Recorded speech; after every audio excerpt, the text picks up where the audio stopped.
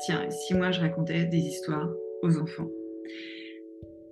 Donc en fait, le podcast et ce projet qui vient naître après, il vient cicatriser en fait ce bébé numéro 2. Pour moi, j'ai eu 3 bébés Mhm. et il vient cicatriser. Et en fait, il donne de l'équilibre en fait. Et il a fait le pont après, parce que quelques mois plus tard, j'ai appris que j'étais enceinte donc de ma deuxième fille. Et voilà, je pense qu'il a fait le pont, qu'il a cicatrisé, qu'il a fait beaucoup de bien parce que ça n'a pas été une souffrance.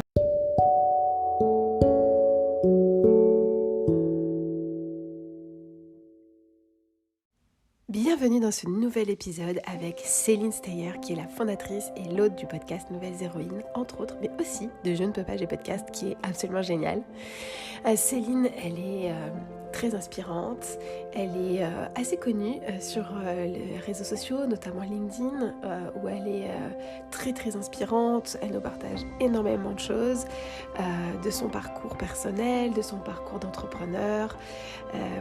Céline, c'est vraiment un modèle et je suis hyper heureuse qu'elle ait accepté de venir témoigner ici de ses cicatrices, de venir nous confier ses cicatrices et son parcours de vie. Je la remercie du fond du cœur parce qu'elle va nous confier pendant cet épisode quelque chose dont elle a peu parlé, notamment la perte de son petit bébé, de son deuxième bébé pendant le confinement. Et ça, c'est vraiment une cicatrice qui la marque encore. Et je la remercie d'être venue en parler, de nous avoir fait confiance. Elle va aussi nous parler de d'autres cicatrices qu'elle a, mais je vous laisse découvrir tout ça dans cet épisode. Merci mille fois Céline pour cette générosité. Merci de nous inspirer au quotidien et je vous souhaite un bel épisode. Bienvenue Céline dans le podcast La Voix des femmes résilientes. Merci beaucoup pour l'invitation. Bonjour Audrey. Je Bonjour à suis toutes.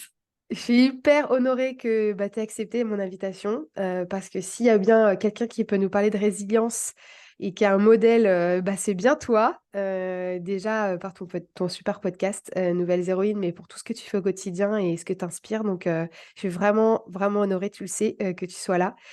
Est-ce que pour celles et ceux qui ne te connaîtraient pas, tu voudrais bien te présenter un peu comme tu veux, nous dire voilà, d'où tu viens, où tu es, et puis te présenter comme tu as envie. Alors, je suis Céline. Je me présente comme une maman de petites filles qui ont 4 et 2 ans. J'ai 40 ans et des paillettes. J'aime beaucoup ce terme de paillettes. Et je vis à Paris, donc avec le papa et mes 2 filles, enfin le papa de mes 2 filles, mon compagnon et mes 2 filles. Et je suis la créatrice d'un podcast qui s'appelle Nouvelles Héroïnes et qui raconte des histoires vraies, dans lequel je raconte des histoires vraies de femmes inspirantes pour inspirer les enfants. Et j'ai une ambition incroyable, c'est d'en faire le premier média d'empouvoirment pour les enfants, pour bien sûr les jeunes filles de 7 à 12 ans, pour les inspirer, parce que c'est les premières aujourd'hui qui subissent les injonctions sociétales et cette rentrée scolaire a été encore la preuve que c'est le cas. Et aussi de donner aux garçons des modèles féminins et de leur dire, ben voilà, regardez tout ce que les femmes peuvent faire, ce dont elles sont capables, parce qu'en fait, les garçons seront les alliés de nos filles demain. Donc, il ne faut pas les oublier dans cette aventure. Voilà, donc ça, c'est mon ambition et je suis ravie et très flattée que tu vois en moi une femme résiliente.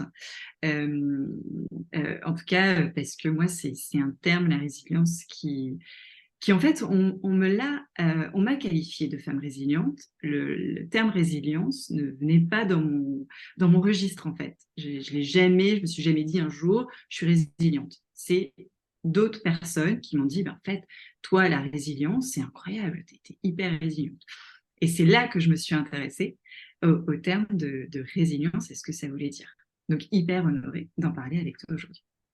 Avec grand plaisir et c'est vrai, c'est très intéressant ce que tu dis et je pense que ça se, rejoint pour d'autres femmes à d'autres moments de leur vie, que c'est pas elles qui se disent, OK, je suis une badass, ça, je l'ai surmonté, mais c'est l'extérieur. Alors, soit une situation où elles vont le constater ou en tout cas, c'est la confrontation à l'autre et au collectif qui va potentiellement te faire te rendre compte que et c'est hyper intéressant parce que je l'avais jamais, vu comme ça non plus et c'est très, très intéressant.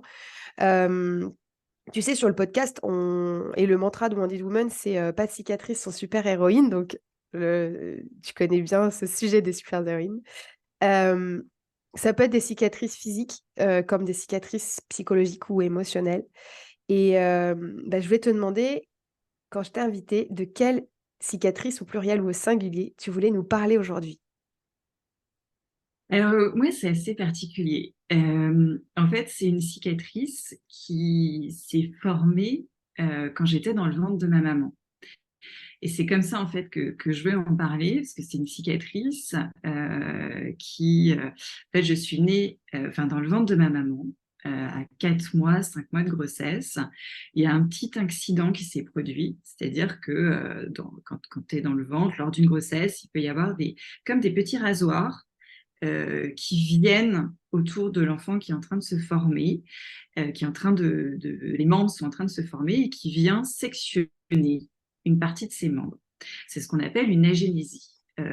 Et donc, dans le ventre de ma maman, elle, on peut dire que c'est elle aussi, elle portait en elle une cicatrice, mais moi je le vois comme ça et je trouve que c'est assez symbolique parce qu'en plus, on l'a su qu'à la naissance, que j'avais un membre qui était sectionné, donc j'ai une agénésie de la main gauche, c'est-à-dire que ma main n'a jamais grandi dans le ventre de ma maman et ne grandira jamais, c'est-à-dire qu'elle grandit de façon avec moi, mais elle n'a pas grandi. Et, euh, et en fait, pour moi, c'est une cicatrice.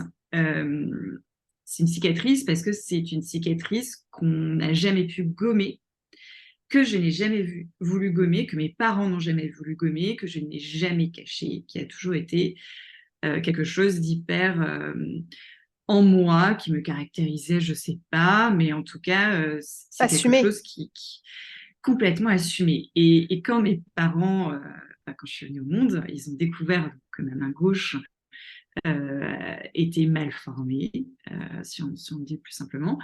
Et donc là, la grande surprise, parce qu'on est dans les années 80, début des années 80, il n'y a pas d'échographie, on a très peu d'informations. En fait, les femmes ne sont pas suivies comme elles devraient l'être aujourd'hui. Et comme elle devait l'être. Et donc, ils se sont renseignés. Est-ce que ma fille va pouvoir vivre correctement? Enfin, tu vois, toutes les questionnements que les parents peuvent avoir à ce moment-là. Et donc, ils sont allés voir des grands chirurgiens, des grands médecins sur Paris qui ont dit, bah, écoutez, votre fille pourra vivre normalement. Elle a une pince, c'est-à-dire que je peux accrocher mon micro, je peux le tenir. Donc, vous inquiétez pas, votre fille vivra normalement. Et alors moi, bien sûr, j'ai pas de souvenirs avant mes 3 ans, bébé, etc., hein, voilà. Mais ce que je sais, ce que j'ai vécu petite jusqu'à mes 5 ans, et on en parlera, voilà, j'ai des photos où je vois ma main en l'air. J'ai jamais caché cette main. Mmh. Petit, je l'ai jamais caché, ils l'ont jamais caché. Et voilà, et je suis devenue grande sœur à l'âge de 4 ans. Mon frère n'a absolument pas souvenir qu'on lui ait dit, ta sœur, elle a une main Bah qui est oui, mal formée, et donc tu comme jamais. ça, ta sœur est comme ça, tu comme ça et ça Voilà. fait Mais voilà. voilà, il y a zéro Ouais, ouais. souvenir de ça. Mmh. Ce dont je me souviens extrêmement bien, et c'est pour ça qu'en fait, quand on est maman plus tard, on se dit, ben, les événements qui arrivent à nos enfants qui ont 4, 5 ans, 6 ans ont leur importance, ils peuvent s'en Mmh. souvenir toute cette vie.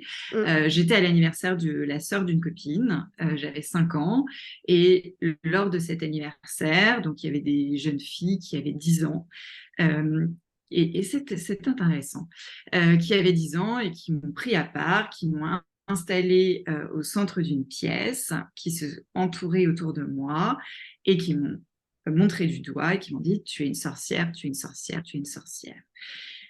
Et je m'en souviens très bien. Je me souviens du décor, je me souviens des filles, je me souviens d'avoir pleuré, d'avoir appelé maman. Ma mère est venue me chercher. J'ai pas souvenir de mots à ce moment-là, mais en tout cas, j'ai souvenir qu'elle m'avait prise dans ses bras, Et je pense elle avait pas de mots pour dire ce qui s'était passé, en fait. Je pense elle a guéri ou elle m'a réconfortée par son amour. Je Mm. pense très clairement que c'était ça, parce que j'ai pas de mots. Voilà. Mais, alors que j'ai les mots durs qui me sont venus, mais j'ai pas de mots. Et donc, on m'a dit sorcière. C'est hyper intéressant de se dire que les filles qui m'ont dit sorcière avaient 10 ans. Parce Elles avaient qu'aujourd'hui, double de je fais un ton pod. âge. Elles avaient Ouais. double mon ton âge, et aujourd'hui, je raconte des histoires à des jeunes filles qui ont 10 ans. Donc, je pense qu'il y a quelque chose qui est Mm. hyper lié, comme pour leur dire, cocotte, il y a des choses qu'on ne dit pas. Et en fait, peut-être, ce qui manquait, et peut-être ce qui a manqué à ma mère à ce moment-là, c'est d'expliquer à ses filles de 10 ans Oui, oui. Mm. pourquoi elle m'avait dit que j'étais une sorcière, et pourquoi, en fait, c'est ma main, et d'expliquer pourquoi j'avais cette main, d'où elle venait, voilà. Et en fait, c'est là, je pense que euh, mes parents n'ont jamais eu besoin de l'expliquer, en fait. Et peut-être qu'ils étaient dans le déni. Et surtout, ce qui est hyper intéressant, euh, et c'est que cette histoire d'agénésie, le terme d'agénésie, je ne l'ai eu qu'à mes 38 ans, lors de l'échographie numéro 2 de ma fille. C'est-à-dire que c'est l'échographe qui me dit: ah, mais vous avez une agénésie. Il n'y a jamais eu ce terme en 38 ans auprès de mes parents. Mes parents, ma mère, était dentiste, était assistante dentaire, elle travaillait chez un dentiste, et elle a toujours pensé que c'était à cause des radios et du cabinet dentaire et des ondes que ma main s'était mal formée. C'est dingue. Ah, en fait, c'est Donc en hyper fait, elle a... intéressant. C'est que, en fait, t'as pas eu de. C'est pas de qualificatif, mais finalement même d'une explication, toi, ou Non, d'un terme toute ta vie, alors que c'était assumé, mais sans être nommé. Donc, c'est hyper intéressant. Et en même temps, bah, tu as ta maman qui a porté une culpabilité, parce que j'imagine que tu vas lui expliquer, exactement. voilà, tu vas lui expliquer après ce que toi, on t'a expliqué. Et finalement, elle a porté un peu en secret une culpabilité bah, jusqu'à tes 38 ans, en fait, c'est ça? Jusqu'à mes 38 ans. Donc, c'est énorme, c'est toute une vie. Et en fait, alors, elle l'a pas vécu comme culpabilité, mais je pense que peut-être que elle s'est dit, bon, il faut que je surpasse ça, parce que Hmm. je veux pas que ma fille soit coupable, elle aussi, de quoi que ce soit. Donc, je vais tout faire pour que ma fille se sente bien. Et c'est pour ça qu'elle n'a pas eu de mots, parce qu'elle ne pouvait pas l'expliquer, en fait, à ces jeunes filles de 10 ans, Ah bah oui, pourquoi bien j'avais cette sûr. main. Oui, bien sûr. En fait, elle a toujours dit, elle est née comme ça, parce que je suis née comme Oui, ça. mais parce que les médecins lui ont jamais expliqué non plus. C'est-à-dire qu'ils ont dit, Exactement. votre petite fille pourra vivre normalement, elle n'a pas une maladie associée ou quoi, mais par contre, ils ont jamais expliqué à ta maman ce qui s'était passé en fait. Ouais. Et Ah donc, ouais. en fait, pour moi, euh, je pense que c'est une cicatrice qui a toujours été visible. C'est une cicatrice qui est peut-être plus du côté de ma mère, qui était ouverte, alors que moi, cet épisode de sorcière à l'âge de 5 ans, effectivement, à partir de ce moment-là, je suis plus timide, je me suis un peu exclue du groupe. Je cache pas ma main. Tu vois, je me disais même j'étais sorcière parce que j'étais pas jolie, parce que j'avais une Hmm. frange à la Mafalda, parce que j'étais un peu grosse. Enfin, tu vois, tu t'associes pas forcément quand tu es enfant à tout de suite ta main. Tu vois, tu penses que c'est physique, autre chose. Et ma main, elle était tellement euh, je faisais tout, je faisais du ski, je faisais du vélo, enfin, elle m'a jamais bloquée dans quoi que ce soit. Donc, en fait, je m'étais même pas posé la question, c'est à cause de ma main. Donc, en fait, Hmm. j'ai vécu et je me disais, parce que je suis grosse, parce que je suis pas jolie, ouais. Mais à partir de ce moment-là, je me mets quand même dans une situation d'exclu, enfin, pas d'exclu, mais un peu en retrait. Hmm. Je suis pas la leaduse, je suis la première de classe. Je me réfugie, je pense, là-dedans. Tu vois, je me réfugie dans les livres, dans les devoirs, et, et, et en fait, ouais, j'étais cette première de classe, et je pense que j'ai grandi en me disant, j'ai pas envie qu'on me dise, oh, pauvre petite fille. Tu vois, Ouais. Ouais, la bien pauvre, sûr. tu vois, la petite, voilà. Donc en fait, c'est pour ça que j'étais première de classe, que je renvoyais à mes parents cette image que tout allait bien, voilà, parce que j'avais pas envie de dire, oh là, je trouve que c'est terrible, tu vois. Oh. Oui, puis tes parents n'avaient Euh, pas été là-dedans non plus. Donc, non, ni ta famille, enfin, je veux dire, non, tes proches n'avaient jamais été là-dedans. Donc, finalement, toi, tu as toujours vécu normalement. Voilà, ta main était comme ça, comme tu dis, et puis c'est tout, en fait. Et finalement, c'est ma eh, vie. Et c'est voilà, ma vie. ouais. Et donc, j'ai cet épisode à l'âge de 5 ans, voilà, de sorcière. Et après, plus rien. Plus rien, même le primaire, l'adolescence, le collège, le lycée. Alors, je dis pas que je sortais avec tous les mecs du lycée, ça c'est sûr que non. J'ai eu un petit copain très, très, très, très tardivement, à l'âge de 20 ans.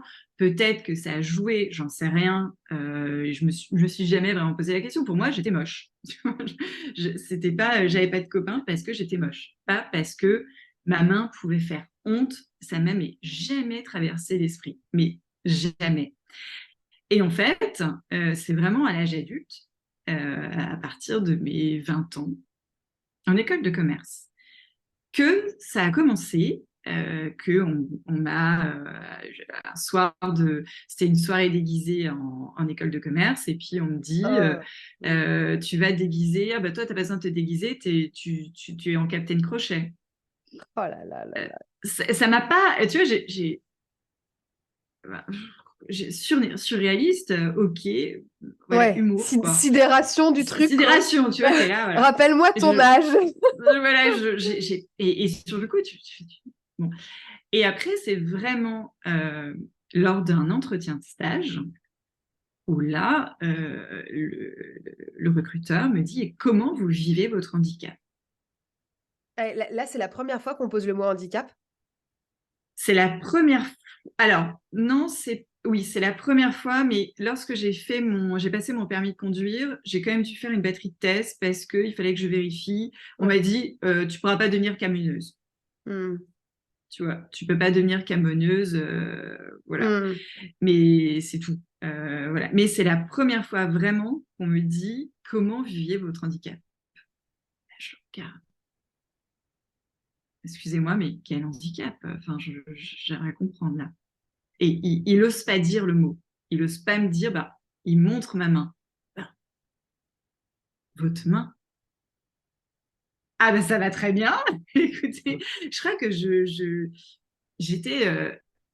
mais j'ai failli, je crois que j'ai pouffé de rire, en fait. Je pense que j'ai vraiment pouffé de rire. Je suis sortie de là, j'ai appelé ma mère, j'ai dit, j'ai eu un connard en face de moi. J'ai eu Hmm. un connard. Parce qu'il te le disait, J'ai mais il aurait pu poser. En fait, tu sais, face à la différence, alors il y a le handicap vraiment, enfin, tu vois, personne en fauteuil, parce que toi, tu te sens pas handicapé par ta main, mais il y a des personnes, voilà, qui sont physiquement, qui ont un handicap physique vraiment et qui ont, voilà, qui sont empêchés, on va dire. Euh, les gens sont très maladroits. En fait, il y a la peur de la différence, mais il y a aussi des fois l'envie de dire quelque chose de gentil qui est en fait méga maladroit. Là, c'était maladroit de sa part ou tu penses que c'était un peu voyeuriste, enfin un peu volontairement pour te piquer, quoi. Connaissant la personne, c'était vraiment pour voir ce que j'avais dans le ventre. Ouais, c'est ça, C'est pour te piquer. pour Ouais, me piquer, pour ouais. comprendre ma personnalité. Voilà, et c'est là que je me dis, en fait, cette main, ça m'a porté, ça m'a permis de faire plein de choses derrière. Mais ouais, de voir vraiment qui j'étais. Est-ce que j'étais celle qui allait le cacher ou est-ce que j'étais la nana pop-up girl qui d'ailleurs je voulais devenir pop-up girl quand Mhm. j'étais ado. Mais tu vois, donc pour moi c'était un non-sujet. C'était un non-sujet, mais c'était Ouais. vraiment la première fois qu'on a mis le mot handicap. Et moi j'ai jamais, je m'en suis jamais ressenti. Et aujourd'hui, quand je rencontre des personnes handicapées, ils disent mais si, tu es une personne handicapée parce que tu as besoin de compensation pour faire certaines choses. Oui, pour porter un bébé, j'avais un porte-bébé un peu plus facile que d'autres. Ça a été ma compensation, mais pour moi, je l'ai jamais vraiment considéré. Tu vois, je ne mets pas le mot handicap sur ma main. Et à partir de ce moment-là, vraiment, à l'âge adulte, c'est vraiment les autres qui m'ont renvoyé cette image-là. qui m'ont dit, et après régulièrement. Et je pense que le coup près, là c'était à 23 ans, le coup près a été pour un petit ami qui est resté quand même 1 an avec moi, qui a été le premier homme que j'ai aimé. On va oublier les petits ados en collège, mais je pense que c'est le premier garçon à qui j'ai dit je t'aime. Et lui, en fait, le jour où on a rompu, il m'a dit je t'aimais. Mais et en fait, il m'aimait pas parce que tu peux pas dire ça. Non, non, La bien seule sûr. chose qui me gênait chez toi, c'était ta main. Et je me souviens exactement du moment, de comment il l'a dit, où il était passé. Et à partir de ce moment-là, c'est 25 ans, j'ai vécu 10 ans où j'ai eu très peu confiance en moi, où j'avais besoin de me rebâtir. J'étais complètement. J'avais pas confiance. J'avais pas confiance, donc je faisais vraiment n'importe quoi. Ça a vraiment été 10 ans de. J'étais horrible au taf. J'avais gravi les échelons très vite dans une boîte. J'étais arrivée à un haut poste, mais j'étais ignoble. J'étais hyper carriériste, et en fait, c'était ma vengeance, en fait. Tu vois, je sais pas, j'ai essayé de compenser quelque chose, de dire, ben non, en fait. Euh, et ça a été 10 ans, alors ouais, peut-être pas 10 ans, mais au moins ouais, jusqu'à mes 30 ans. 5 bonnes années où j'avais vraiment pas confiance en moi et c'était vraiment très dur, mais avec le recul, je le remercie parce qu'il m'a fait prendre conscience de quelque chose. Et après, quand j'ai rencontré tous les garçons que j'ai rencontrés, je leur disais, avant de les rencontrer, faut que tu saches, j'ai une main qui est mal formée, je veux que tu le saches avant de me rencontrer. Comme tu vois, de les préparer à quelque chose. Et ça a été un radar. Ça a été un gros radar. Ça a été un radar parce qu'il y a des hommes qui m'ont dit, qui ont préparé leur entourage avant que j'aille à un dîner en disant, on est quand même à la trentaine, quoi, hein, qui disaient à leurs copains, ne regardez pas sa main. J'ai eu lors des boulots, on va cacher tous les DVD. Édouard aux mains d'argent ou les griffes de la nuit parce que ça pourrait la heurter. Oui, ça va très très très loin. Et vraiment, ça a été une période assez étrange. Euh, et en fait, j'ai fait un reset total en 2014. J'ai fait un reset de ma vie. Je suis allée partir en Thaïlande pendant 15 jours. Et j'ai fait un reset de toutes mes relations. J'ai gardé mon essentiel, ma famille, mes meilleurs amis d'enfance et toutes mes relations qui, depuis 5-6 ans, j'ai dit stop, je veux les voir, je veux me reconstruire. Et c'est 2 mois après, j'ai rencontré l'homme de ma vie. Donc ça a été un super reset, peut-être pour fermer une cicatrice. Je ne sais pas, j'arrive pas à l'expliquer aujourd'hui, mais j'avais un besoin profond de certainement de fermer cette histoire qu'on m'avait dit de ma main me gêne. Tu vois, je l'ai fermée en 2014 pour ensuite démarrer une nouvelle relation où effectivement l'homme avec qui je suis aujourd'hui m'a absolument pas euh, posé la question. Je l'avais prévenu quand même, hein. Je l'avais prévenu. Et il avait trouvé ça complètement ridicule. Mais de quoi tu me parles? Enfin, voilà. Alors, j'ai 2 choses, que je voulais te poser comme question, mais la première, c'est que comme tu dis que tu les préviens, c'est parce que tu étais sur des applis, c'est ça? De rencontres? Oui, Comment en fait, ouais, oui, je les préviens, oui. Alors, il y avait 2 choses. J'ai rencontré des personnes qui, effectivement, quand ils me rencontrent, ils ne le voient pas oui, tout de suite. Donc, c'est ouais. après, quand ils me prennent dans la main, qu'ils ont l'impression que quelque chose vient de tomber. Ah! Et en fait, il y a des garçons qui m'embrassaient avant de. Et ils n'avaient pas compris, tu vois. Et je me souviens très bien de ce garçon qui me prend la main et il dit, oh, il y a un truc qui tombe. Non, non, t'inquiète, ma main, c'est ma main. Voilà, mais ça dure 2 secondes, etc. Et voilà, et après, il y a eu, après, c'est pas des relations très longues, etc. Tu vois, je m'ai su. Mais comme c'était des applis de rencontre, je les prévenais. Je disais, écoute, avant de te rencontrer, je voulais te dire que. Et c'est vrai que l'homme avec qui je suis aujourd'hui, je l'avais prévenu. Euh, il n'avait pas très bien compris, tu vois. Et lors de notre premier rendez-vous, il m'a dit, mais pourquoi tu m'as prévenu? Enfin, tu vois, Ouais, ouais. comme si j'infantilisais les personnes. Voilà. Euh, et donc, voilà. Et le terme résilience n'est pas encore venu à ce moment-là. Le terme résilience est venu après coup, sur une deuxième, euh, une deuxième cicatrice, euh, qui est la cicatrice pendant le Covid. J'ai perdu, enfin le cœur du bébé que je portais s'est arrêté à 14 semaines d'aménorrhée, je précise. Et, et ça a été quelque chose que j'ai vécu pendant le Covid, donc pendant le confinement, à l'hôpital. J'avais pas mon homme à côté, j'avais pas ma fille. J'ai vécu ça toute seule dans une salle où on t'annonce, écoutez, le bébé, le cœur s'est arrêté. Euh, et, et là, ça a été effectivement, voilà, tu pleures toutes les larmes de ton corps. Euh, et quand je suis sortie de là, quand je suis rentrée à la maison, que j'ai retrouvé euh, mon homme et ma fille, on s'est fait un énorme câlin. Un énorme câlin, parce qu'en fait, le bébé était toujours en moi. Et on s'est fait un énorme câlin. Et c'est seulement le lendemain que j'ai dû dire adieu à ce bébé, toujours dans des conditions seules à l'hôpital. C'était à l'hôpital Trousseau. Donc, pour la chronologie, oui, j'étais déjà maman d'une petite fille de 1 an. Oui, c'est ce que j'allais te demander, mais du coup, Voilà, c'était ouais. clair. Ouais, Voilà. ouais. Donc, ma première fille avait 1 an. Et, et donc, il fallait dire adieu. Et je me suis retrouvée à l'hôpital Trousseau en salle de naissance. Donc, tu Ouais, c'est dois mal fait. dire Ouais, adieu. Ouais, c'est très mal fait. et on était, c'était vraiment fin mars, début avril. Donc, il y avait 1 mois seulement de situation de confinement. Les hôpitaux n'étaient pas encore complètement organisés. Et puis, on m'a laissé pendant 5 heures en salle de naissance à attendre mon tour pour qu'on enlève mon bébé de moi.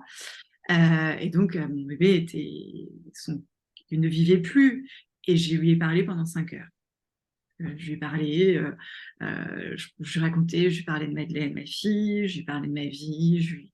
Ça a été hyper dur, 5 heures effectivement assez intenses. Et puis après, on m'appelle, on t'endort, et puis tu ressors. Et en fait, ça a duré 5 minutes. Euh, Et là, je suis rentrée une deuxième fois. Je suis rentrée à la maison parce que bien sûr, on est en confinement, donc le papa pouvait pas à mettre à mes côtés. On pouvait pas faire garder ma fille parce que interdiction de faire garder les enfants par mes beaux-parents. Enfin, tout était compliqué. Je l'avais pas dit à mes parents. J'avais vraiment gardé secret. J'avais même pas dit que j'étais enceinte parce que c'était les 14 semaines. C'est Bah arrivé oui. après la première échographie. Donc, je l'avais pas dit. Et je pense qu'au fond, je sentais que c'était différent de la première grossesse. Il y avait quelque chose c'était différent. Je ne le sentais pas comme avant. Et, euh, et quand je suis rentrée, on a refait ce gros câlin, tous les trois. Euh, et le lendemain, ma première action a été d'appeler une naturopathe et de faire un rendez-vous téléphonique avec une naturopathe pour reconstruire mon corps. Et je pense que le fait qu'on ait été en confinement, qu'on ait été dans cette bulle, dans cet espace un peu cocon, on était resté à Paris pour ces raisons-là, parce que j'avais cette première échographie, on était fin mars, Mm. donc on ne pouvait pas faire autrement. On était resté, on était dans ce cocon, et je me suis dit, bon voilà, maintenant je vais me reconstruire, je vais reconstruire mon corps. Et pour ma fille, pour mon homme et pour le bébé qui était parti. Et cette séance, à la fin de la séance, la naturopathe, donc en fait, l'objectif, c'était de reprendre un régime alimentaire, enfin voilà, de redonner, en fait, de rebooster ton Ouais, c'est corps, ça. La bonne énergie. une Ouais. bonne énergie, et bien sûr, parce que j'étais dans une démarche de- d'être à nouveau enceinte, en fait. Hein. Mm, mm. Je venais perdre cet enfant, mais je voulais pas, on voulait construire une famille, donc je voulais pas me rester sur cet instant. Et à la fin de la séance, la naturopathe me dit, nommez cette séance. Et je lui ai dit, renaissance. Mhm. Renaissance. Et pour moi, et quelques semaines après, je pense que c'est même pas quelques semaines, c'est vraiment quelques jours après, je lis cette histoire à Madeleine déculottée Ah oui. sur son lit. Et quand je lui raconte cette histoire de femme, alors je ne sais plus qui c'était, hein, je ne me souviens plus, c'était dans les culottés de Bagieux. Ouais. Et à ce moment-là, je me dis, tiens, si moi je racontais des histoires aux enfants. Donc en fait, le podcast et ce projet qui vient naître après, il vient cicatriser en fait ce bébé numéro 2. Pour moi, j'ai eu 3 bébés Mhm. et il vient cicatriser. Et en fait, il donne de l'équilibre en fait. Il a fait le pont après parce que quelques mois plus tard, j'ai appris que j'étais enceinte donc de ma deuxième fille. Et voilà, je pense qu'il a fait le pont, qu'il a cicatrisé, qu'il a fait beaucoup de bien parce que ça n'a pas été une souffrance. J'ai pas voulu être dans une souffrance. Je n'ai pas voulu, j'ai vraiment voulu tout de suite. Alors, bien sûr, il y a eu des craquages, il y a eu des pleurs. Je me souviens d'un soir, on avait regardé un film avec avec mon compagnon et puis il parlait justement d'une fausse couche. Je déteste ce terme. Et tous les deux, on a pleuré en même temps Ah parce ouais. que ça nous renvoyait à ça, tu vois. Et, euh, et après, je me suis rendu compte que c'était beaucoup de femmes, on l'avait toutes plus ou moins vécu. Je pense que, et après, il y a des degrés, comment on l'accepte. Et moi, je pense que le confinement m'a tout de suite mis une envie de, allez hop, Ouais, et on puis se remet en marche. le fait d'être aussi enfermé comme ça, c'est tu peux pas fuir. Tu peux pas, tiens, je Non, vais prendre le métro, je vais au boulot, du coup, je m'en non. occuperai plus tard. Euh, et donc, tu survis ou tu meurs. Et c'est fantastique parce que tu n'as presque pas eu le temps de te poser la question, en fait. Tu t'es tout de suite, tu as décidé tout de suite de Oui, rebondir et j'avais ma petite fille de 1 an qui était là. aussi. Ouais. Et 1 an, c'est une éponge émotionnelle. Je n'ai jamais pleuré devant mes filles. C'est quelque chose auquel je me refuse. Euh, je ne veux pas leur envoyer des ondes négatives et tristes. Et donc, en fait, avec Madeleine qui était à la maison, parce que je la gardais à la maison pendant ces 3 mois, c'était effectivement une question de survie.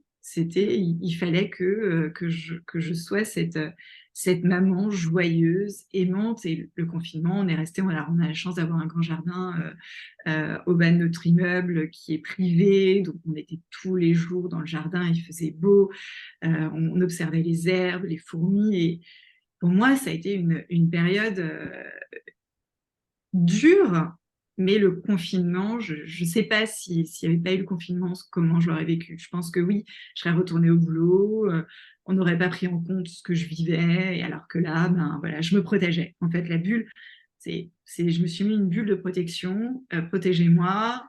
J'ai fait ce programme alimentaire. Mm.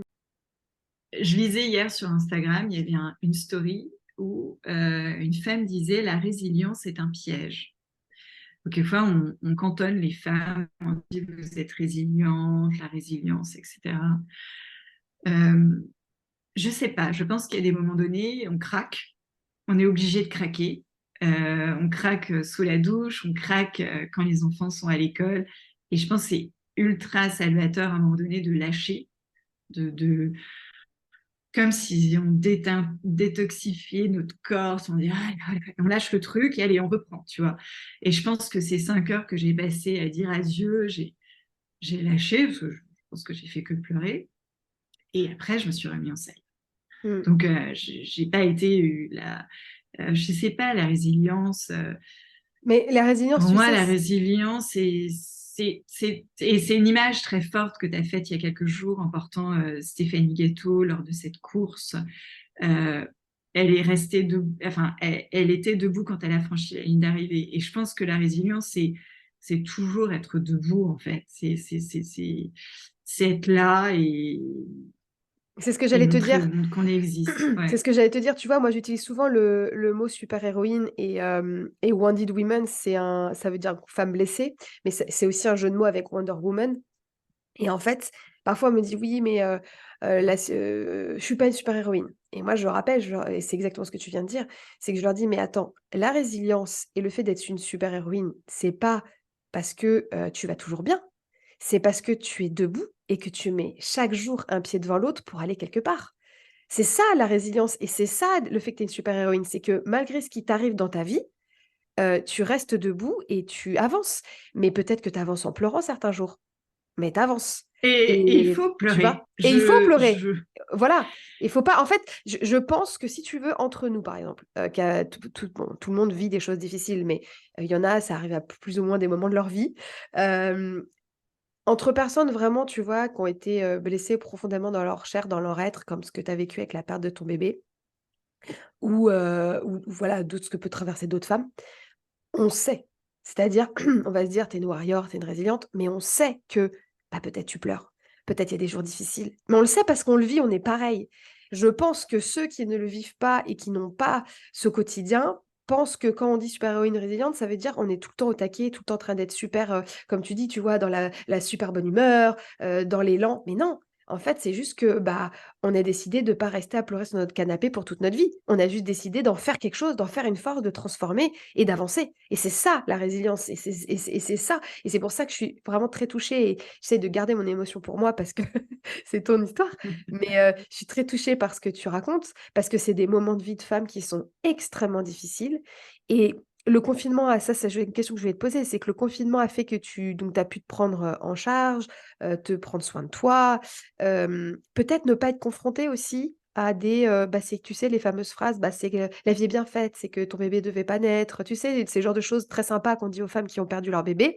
Peut-être que ça t'a protégé un peu de ça, mais enfin, justement, je voulais te poser la question, heu, est-ce que à ce moment-là, tu en parles autour de toi? Ou est-ce que tu te gardes dans ce cocon avec ton conjoint, ta petite, peut-être, tes parents? Mais je veux dire, est-ce que tu l'as dit? Est-ce que tu en as parlé? Est-ce que tu l'as verbalisé à ton entourage pendant le confinement ou après, en fait?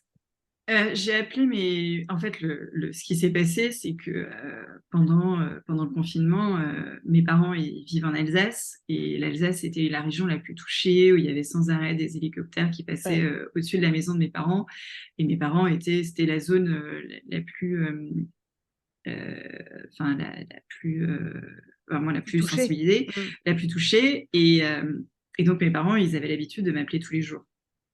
Et pendant 48 heures, ils ont pas réussi à me joindre parce que je ne répondais pas au téléphone, parce que j'étais à l'hôpital. Ah oui. Et donc, ils se sont extrêmement inquiétés. Et donc, je les ai appelés. C'est arrivé le lundi, mardi, le mercredi matin. Je les ai appelés le mercredi matin et je leur ai annoncé. Donc, pour eux, ça a été très dur parce qu'ils étaient loin, parce qu'ils étaient déjà dans cette angoisse Bien sûr. de ce qui se passait dans le monde. Hein. On était vraiment tout au début, on savait pas trop. Donc, il y avait cette angoisse. Mes parents, mon père a pleuré, ma mère aussi. Euh, et je l'ai dit à une seule amie dont je savais qu'elle avait vécu la même chose. Euh, et c'est tout. Mmh. Je l'ai pas verbalisé. J'ai voulu me protéger. Tu sais, on revient un petit peu à cette phrase que je déteste. Oh, ma pauvre. Bah, oui, oui. J'ai vraiment horrible. Je déteste ça. J'ai pas envie j'ai pas envie d'être victime. J'ai pas envie qu'on me dise qu'on soit vraiment dans la désolation. Et je pense que pour ça que ma main, elle m'a vachement construite pour rester forte. Parce que quand on te dit à 50, t'es une sorcière, Ouais. c'est quelque chose quand même d'assez violent, parce qu'à 5 ans, l'imaginaire que tu as de la sorcière, c'est la sorcière de Blanche-Neige. Oui! C'est pas la sorcière de Mona Chollet. Enfin, Oui, oui. c'est quand même, tu vois, il y a pas un Oui. truc aujourd'hui, Oui, oui, c'est oui, beaucoup c'est plus pas la magnifié et sorcière, tout. la femme forte, la femme, oui, oui. Non, non, non, qui a Oui, des pouvoirs. Là, c'est oui, la sorcière de Blanche-Neige. Donc c'est pour ça que je pense qu'à l'époque, je pensais que j'étais moche. Tu vois, oui. je suis moche. Et je pense que ça m'a vachement construite pour bah, rester debout, pour rester forte. Et tu vois, moi, je suis pas hyper fan de, effectivement, les réseaux sociaux, tout ça. Tu as toujours l'impression que tout est parfait, Ah bien sûr. Mmh. que les femmes sont absolument géniales. Et d'ailleurs, je sais pas comment elles font pour faire 1 milliard de stories, de réels, de tout. tout est parfait. Et pendant cette période-là, j'ai arrêté Instagram. Oui. En fait, là, j'essaie vraiment Instagram, je trouve que c'est violent dans ce sens-là. LinkedIn est toxique dans un autre sens, mais Ouais. Instagram, pour le... 10 cas par jour. Voilà, Bon, alors exactement. je Normalement, ferme c'est boutique. 100 cas par mois. C'est 100 cas par mois maintenant, hein. Et après, je te dis que tu fais un burn-out, mais c'est 100 cas quand même. Ouais. Donc oui, et voilà. Et quand j'ai commencé à raconter ma histoire sur des podcasts, parce que je trouve que c'est des sujets effectivement qui est difficile de raconter à l'apéro avec tes Ouais, copines, avec tes bien amis. sûr. Parce qu'en fait, tu sais pas tout ce que on le Les dit pas autres. en fait, Oui, on oui, le bah c'est dit ça. pas Ouais, forcément, bien sûr. on le dit Mm. pas. Et moi, je sais qu'il y a eu il y a des deuils qui sont gérés de façon différente. On a le droit de le vivre autrement, on a le droit de souffrir, on a le droit de pleurer tous les jours. Et je pense que pleurer est sous-coté. Je pense qu'aujourd'hui, il faut pleurer. Tu vois, moi, j'ai pleuré jeudi dernier, j'ai pleuré pendant 2 heures. Et ça m'a fait un bien fou, tu vois. Mm. Comme, tu vois, c'est la rentrée, allez hop, et tu as tout ça qui t'évacue et ça fait du bien. Et ça fait pas de toi quelqu'un de faible. Non, je pense que justement, pour affronter les épreuves de la vie, il faut des fois pleurer, mais il faut pas rester à pleurer toute seule dans son coin. Et à un moment donné, il faut se lever et il faut en parler. Et moi, j'avais choisi d'en parler à une naturopathe. Et quelques mois plus tard, j'ai vu mon acupuncteur. J'ai un acupuncteur absolument génial qui, à chaque fois que je le vois, un mois après, je suis enceinte. Donc, il est incroyable. On l'appelle Jésus De pas trop aller le voir, donc. À moins que tu Voilà, veuilles bon. construire une équipe de foot, mais. Voilà, mais à moins, mais en tout cas, il est incroyable. Et j'étais allée le voir en juin de la même année, juin 2020, et en août, j'étais enceinte. Ouais. Donc, c'est assez fou. Mais pour revenir à ce sujet, ouais, de la cicatrice, moi, mes cicatrices, elles sont... Alors, il y en a une qui est visible, mais qui n'a pas l'aspect de la cicatrice, mais pour moi, qui a ouvert des plaies, je les ai refermées, et voilà. Et j'ai une autre cicatrice qui, aujourd'hui, je suis en train euh, j'ai pas de la fermer parce que je pense qu'elle est hyper utile à me donner de la force, etc. Mais en tout cas, à la soigner, à faire en sorte qu'elle fasse pas mal. Et c'est vrai que j'y pense beaucoup, j'y pense beaucoup. J'essaye vraiment d'y penser. J'avais écrit un message à mes filles, enfin à Madeleine, pour lui raconter. Euh, et j'en parlerai à mes filles plus tard. Je pense que ça fait partie de la construction de leur mère. Et ça a construit ma maternité aussi, tu vois. J'ai été différente avec Madeleine, avec Madeleine aujourd'hui, hein, je suis complètement différente. Et ce podcast, c'est pour ça que pour moi, ce podcast, je le porte dans ma chair. Je pense qu'il est vraiment né de de, de ce départ, de cette cicatrice. C'est hyper intéressant et franchement, je te remercie vraiment pour ta confiance. Parce que on comprend Nouvelles Héroïnes par rapport justement à ce que tu as vécu, ce que d'autres ont pu te dire. Et moi, la manière dont je vois par rapport à ce que tu expliques, c'est que moi, je vois pas ta main comme une cicatrice. J'ai l'impression que c'est plutôt les autres qui t'ont griffé, tu vois. C'est-à-dire, toi, tu étais comme ça et Intéressant, ouais. tu vois, et ils sont venus te foutre des coups de griffe alors que toi, tu n'avais rien demandé. Et au final, où tu t'es retrouvé blessé alors qu'en fait, tu allais très bien. Donc, moi, je vois plutôt comme ça. Oui, Et du ouais, coup, c'est assez drôle. J'aime tu bien, vois, ouais. tu vois, On essaie de te et griffer et c'est ouais. ça. Et qu'en fait, au final, tu te retrouves à devoir penser des cicatrices, bon, comme tout à chacun, mais émotionnelles, bah, qui t'arrivent un peu de manière injuste, quoi. Parce qu'au final, bah, c'est un peu de la méchanceté gratuite. Enfin, c'est même complètement de la méchanceté gratuite. Quand tu dis que voilà, c'est difficile de se reconstruire, quand on te dit après 1 an de relation, bah, voilà, que ta main, c'est un problème, je veux dire, ça veut dire que pendant 1 an, la personne ne te l'a pas dit. C'est sûr que c'est hyper destructeur. Donc moi, je vois plutôt ça comme ça et je vois Nouvelles Héroïnes où je me dis: «OK, donc ça il y a une logique», tu vois? Mais je ne savais pas que Nouvelles Héroïnes était aussi liée à la perte de ce bébé, et où là, bah, la résilience, elle est profonde, hein, c'est au fond de ton être. Tu as commencé à construire un bébé qui malheureusement est parti. Hem et peut-être il y a rien de pire, tu vois? Que perdre son bébé, quel que soit l'âge qu'il a, in utero Mmh. ou ex utero. Hem je voulais justement savoir, est-ce que tu expliques, aussi, de manière générale que c'est lié à ça aussi, Nouvelles Héroïnes? Parce que je me dis que les gens peut-être s'arrêtent aussi au fait que tu dis, bah, justement, il y a tout type de modèle féminin, et que ça peut être lié, justement à ta façon de faire aussi accepter chacun tel qu'il est et cetera et de dire, bah, il faut des modèles féminins, quels qu'ils soient, comme tu disais au départ, pour les filles, pour les garçons, pour les parents, pour éviter, aux jeunes adultes d'HEC de dire, des saloperies aux autres. Mais, Ouais, non, non, tu oui, vois? oui. Est-ce que tu l'expliques aussi que c'est lié à ce moment-là de ta vie, justement? Non, D'accord. je l'explique pas, parce que c'est des messages quand même que je dois concentrer pour une cible qui est quand même le 7-12 ans, c'est quand même, Non, non, je veux dire, pardon, quand donc tu expliques le podcast à d'autres. Je veux dire, quand tu parles de ton podcast, que tu expliques ton podcast, pas à tes auditeurs, parce que ouais, tes auditrices, non, auditeurs, non, ils sont moi très jeunes. je l'explique, non, non, pour moi c'est vraiment l'histoire personnelle. C'est D'accord, vraiment l'histoire de ce OK. moment, très, qui a été un moment, difficile. On te traite de sorcière et puis, qui en fait, et puis je pense qu'il y a des choses, tu vois, on parle vachement du rêve et tout ça. Est-ce qu'on a encore des rêves aujourd'hui? Je pense que le fait, moi j'étais une petite fille qui n'avait pas de rêve. D'accord. Je pense que quand on dit, t'es une sorcière, ou tu vois, j'avais pas un rêve de devenir astronaute, j'avais pas un rêve d'aller sur la Lune, j'avais pas des, tu vois, devenir journaliste, c'est, pour moi, c'est pas un rêve, c'est pas, on n'est pas dans l'émerveillement, on est dans l'objectif, dans un projet. Et, euh, et du coup, je pense que c'est aussi une sorte de transmission à mes filles, à la jeune génération, d'avoir des rêves aussi. C'est clair.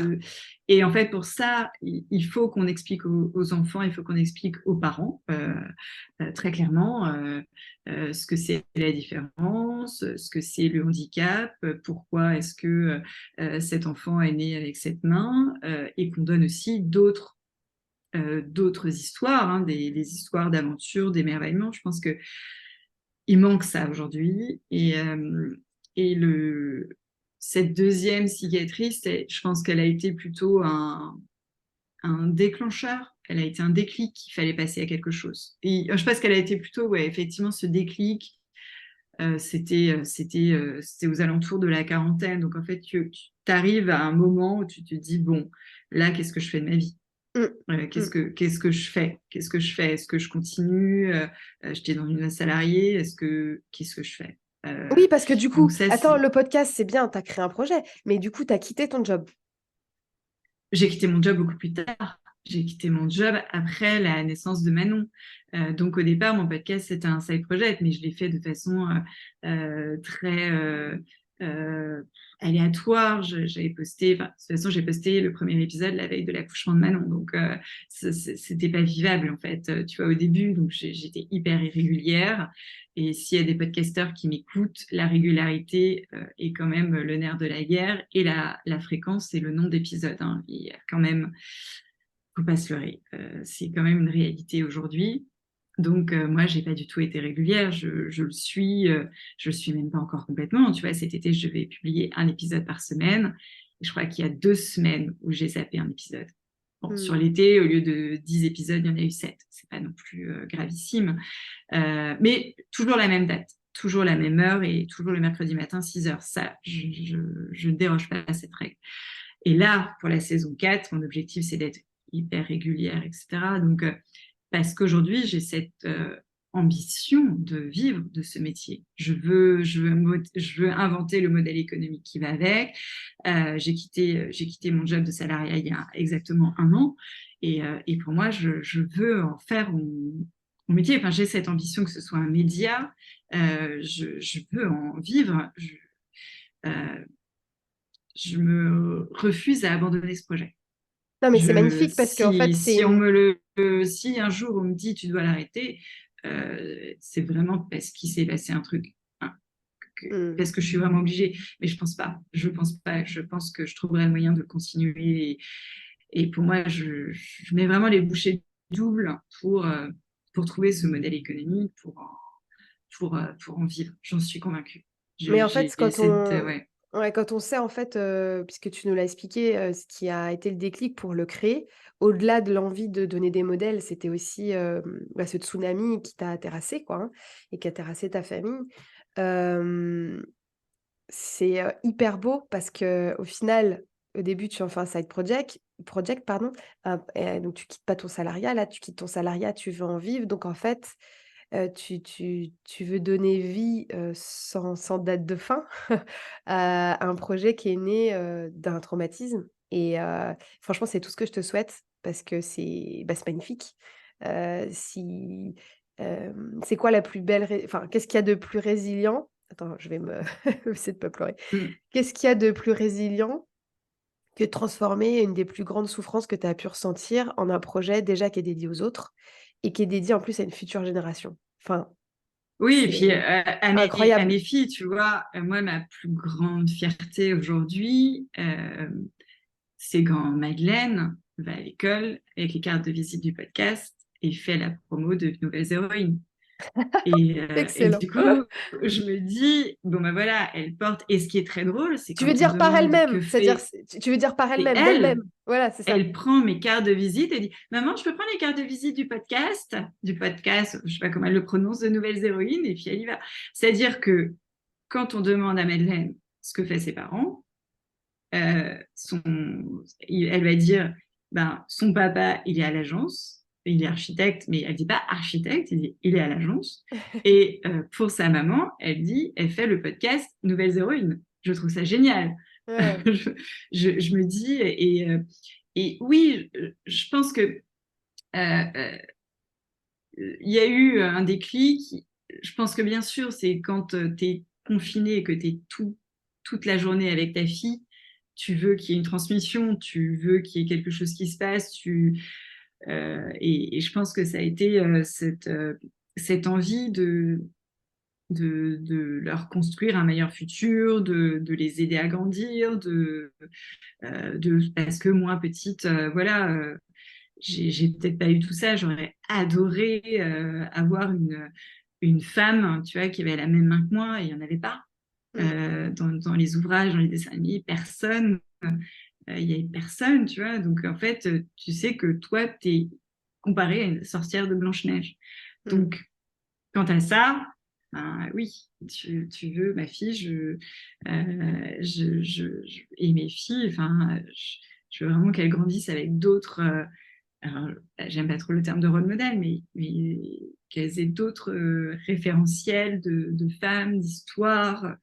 Euh, et la saison 4 commence avec l'histoire d'une personne sourde, Mmh. qui est quand même un putain d'enjeu sur un podcast de raconter l'histoire d'une personne sourde. Ah oui, c'est clair, c'est clair, Euh, c'est donc, clair. donc voilà. Donc oui, il y a eu ce traumatisme et qui est venu une renaissance de moi qui m'a fait questionner sur ce que je voulais faire, quel sens je donnais à ma vie, quelle Mmh. ambition. Et, euh, et voilà, parce que c'est différent d'un homme, hein, parce que nous, on porte les choses, on a vraiment, ça fait partie de nous, et à un moment donné, on nous enlève quelque chose Ah qui ne oui, vit plus, ouais, bien sûr. alors on donne la vie. Et Mmh. donc, en fait, j'avais besoin de redonner la vie à quelque chose. Et, et voilà, et le confinement, je pense qu'a fait beaucoup. Effectivement, Ah la bah, bulle dans laquelle tu vis fait. Et c'est vrai que pendant cette période-là, moi, je l'ai adorée. Même si elle a été au début une souffrance, j'ai adoré, j'ai détesté quand on nous a dit on ouvre, on arrête le confinement. oui, parce qu'aussi quelque part c'est probablement que ça On va allait te remettre protéger face à la bah oui, ça allait te la remettre face à réalité. la Ouais. réalité. Bah oui, mais La réalité, ouais. le chamboulement, le stress, l'angoisse. Mmh. Et moi, ça m'a vachement aidé, ouais, à cicatriser cette période. Et franchement merci pour ta confiance, pour tous ces mots et hem et justement je voulais te demander un peu, tu sais, sur, les questions un peu clés du podcast. Heu que ce soit lié à une différence ou justement, voilà, des moments de vie comme ça qui sont très traumatiques, quels seraient, les 3 conseils ou enfin, en tout cas un ou 2 comme tu veux, que tu voudrais justement partager avec des femmes qui pourraient vivre la même chose que toi?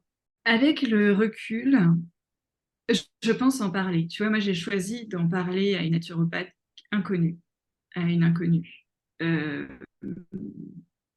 Justement, mais je pense qu'il faut en parler. Mais il faut sortir de son entourage proche. Je pense que vraiment, moi, ça m'a fait du bien d'en parler. Ça m'a fait du bien d'en parler, ça m'a fait du bien de... Et oui, tu me parlais tout à l'heure, oui, j'en avais parlé à mes parents, mais c'est différent parce que tu es vraiment dans l'affect.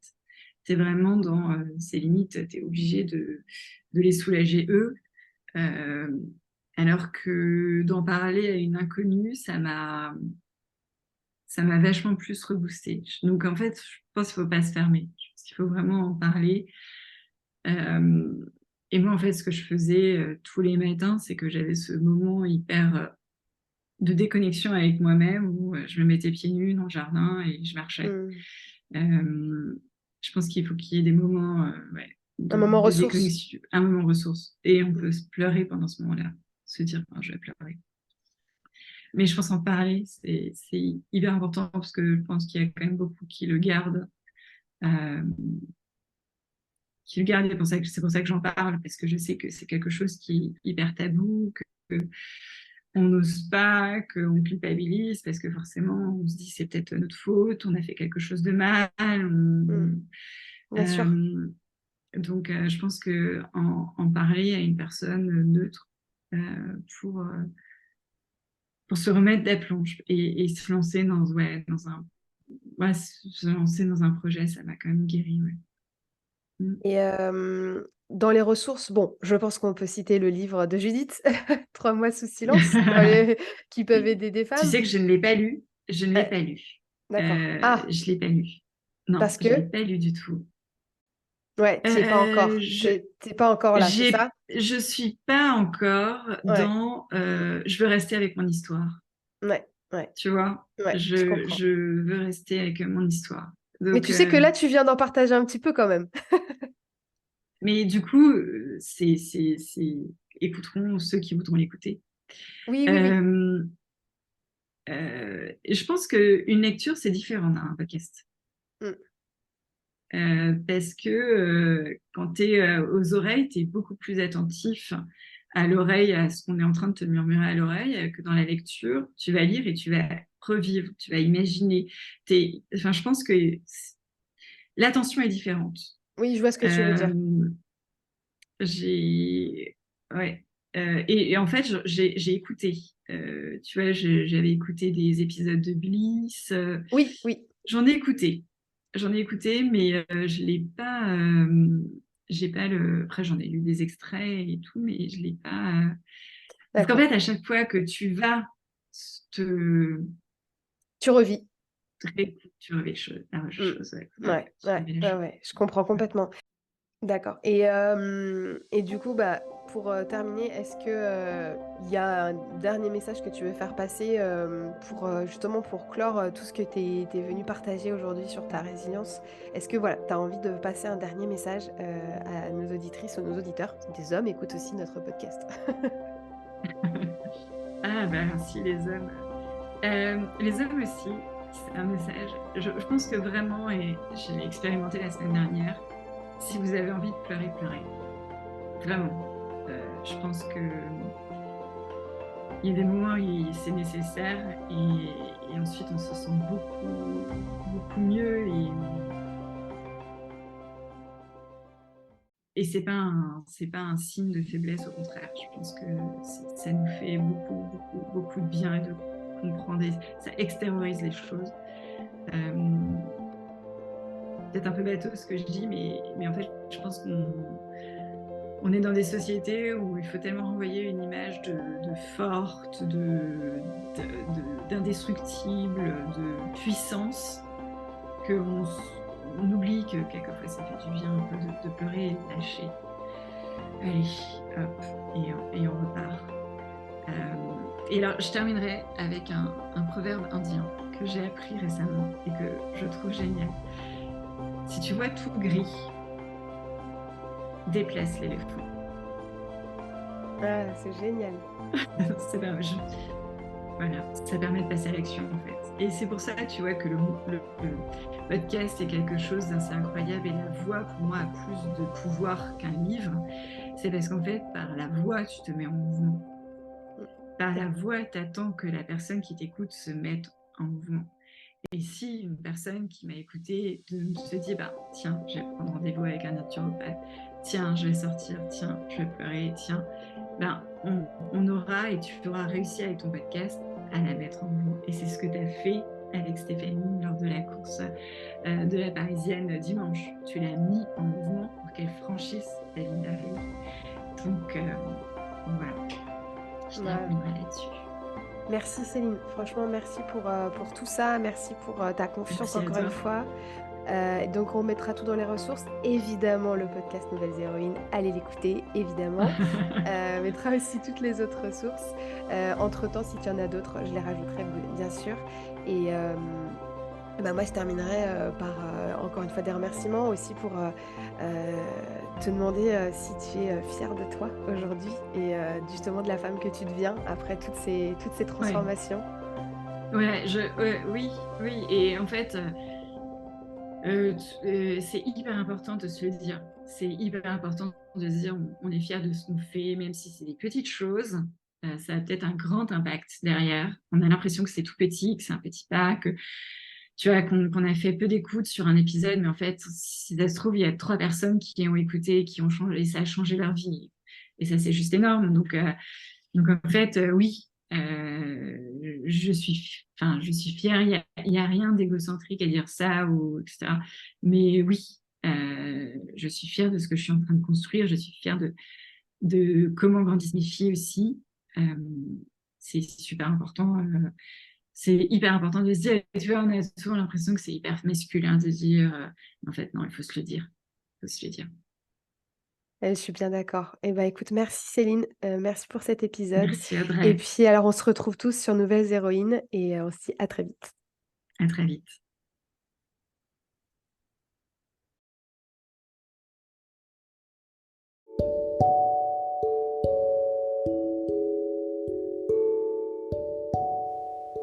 Merci d'avoir écouté cet épisode jusqu'au bout. S'il vous a plu, n'hésitez pas à mettre un petit commentaire, à dire ce que vous en avez pensé sur votre plateforme préférée, comme par exemple Apple Podcast ou Spotify. Vous pouvez laisser des petits commentaires et mettre 5 étoiles. Vous pouvez aussi nous dire ce que vous en pensez sur LinkedIn, notre page podcast, ou sur Instagram, sur le compte de Worded Women.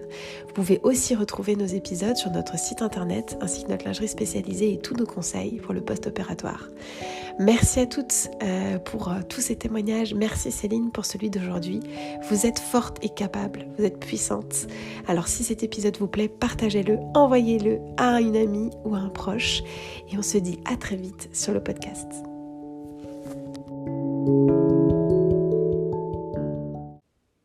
Bienvenue dans cet épisode. Je suis très heureuse, très touchée et émue de recevoir Sophie dans cet épisode qui vient nous parler donc de deuil périnatal, un sujet de résilience qui est trop peu abordé, bien trop tabou alors qu'il concerne tant de familles, tant de mères, tant d'enfants. Et je la remercie encore d'avoir accepté de venir témoigner ici.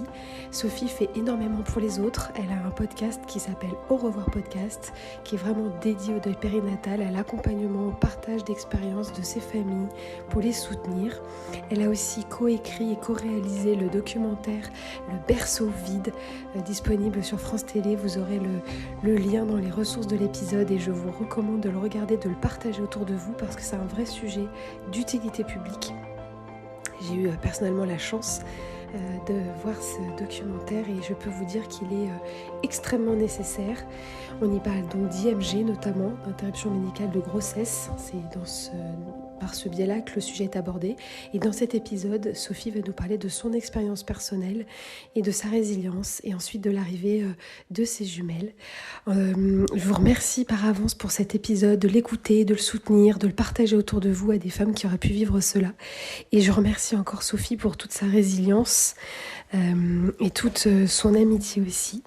Merci à tous et envoyez-lui plein de petits cœurs dans les commentaires. Et merci encore Sophie pour ta confiance. Je t'embrasse.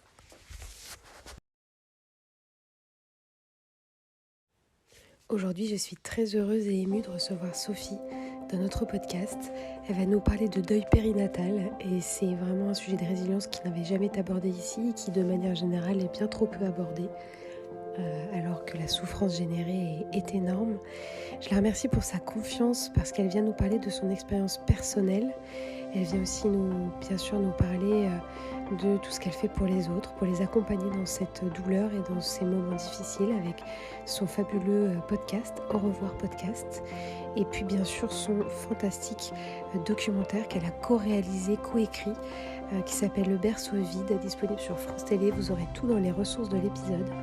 Je la remercie profondément parce que venir parler pendant 6 longs épisodes de son expérience personnelle, c'est vraiment une mise à nu.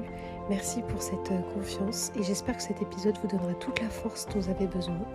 Surtout, partagez-le à des femmes qui auraient pu le vivre et écoutez-le parce qu'il est très doux. Il n'est pas du tout difficile à écouter. Je sais que ça peut faire peur.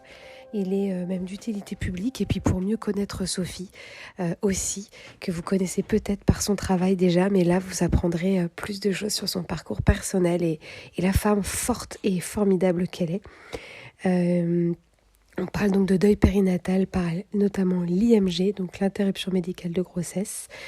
Toutes les phases du deuil périnatal ne sont pas abordées, mais en tout cas je la remercie et elle donne aussi des conseils pour les proches qui auraient justement des proches qui vivraient des deuils périnataux, qui vivraient un deuil périnatal. Et je la remercie à nouveau. Envoyez-lui plein d'amour dans les commentaires de l'épisode, que ce soit sur vos plateformes d'écoute ou sous les posts des réseaux sociaux de cet épisode. Et n'hésitez pas à demander de l'aide si vous en avez besoin. Merci pour toutes les femmes qui pourraient écouter cet épisode, les hommes, tous ceux qui pourraient soutenir une famille endeuillée. Et je vous laisse avec Sophie pour ce fabuleux épisode.